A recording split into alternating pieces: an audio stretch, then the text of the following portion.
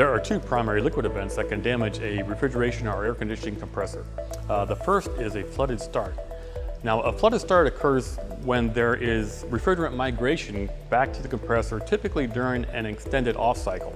Now, this refrigerant can come back and migrate to the sump of the compressor, and as it's in the sump of the compressor, it can either mix with the oil or, depending on the condition, it can actually separate from the oil, creating a two-phase effect in the bottom of the compressor.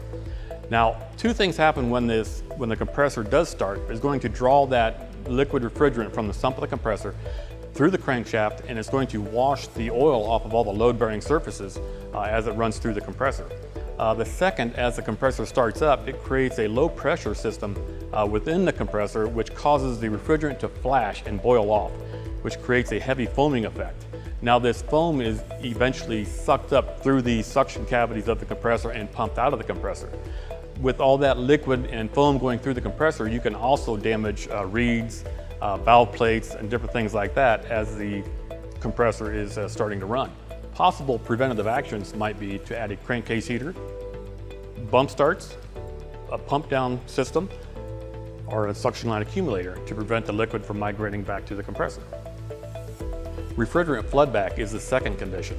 Now, refrigerant floodback is when the liquid is coming back to the compressor during a running condition, which means your superheat is low and you're getting saturated refrigerant migrating back to the compressor. Now, as this refrigerant migrates back to the compressor, it will start to migrate into the oil.